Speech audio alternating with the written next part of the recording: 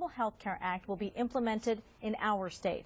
But tonight we're learning it's already impacting some workers. We're told many part-time workers are having hours cut to avoid qualifying for insurance.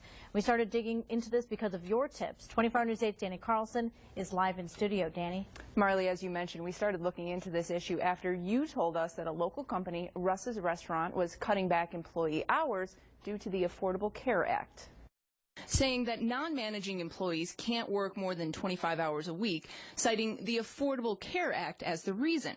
Russ's corporate told me the new policy would affect the entire company and that they had no further comment.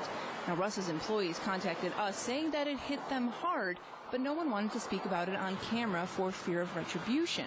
And that's something that we heard over and over today from employees at several different companies. But time and time again, no one would speak to us about what's going on for fear of getting fired.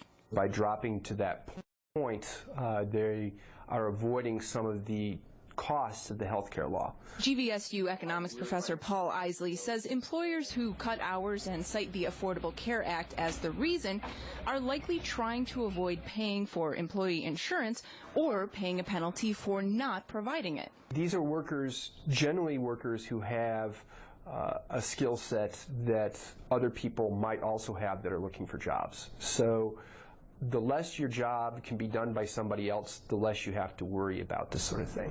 Isley says one thing he's already seeing is that more people are working 2 or 3 jobs to make ends meet. How can businesses in good conscience do this? Well, you know, the question is to stay in business, do they have any other choice? Isley also told us that there was a study in Minneapolis that said about 4% of employers were cutting hours like this. He says there hasn't yet been a study here. The Affordable Care Act fully goes into effect in October, and Isley says businesses may be overcompensating for costs they think they'll have to pay, and that could change as we move forward. Sue? Danny, thanks. Rolling out the Affordable Health Care Act in Michigan and expanding Medicaid is becoming a very contentious issue in land.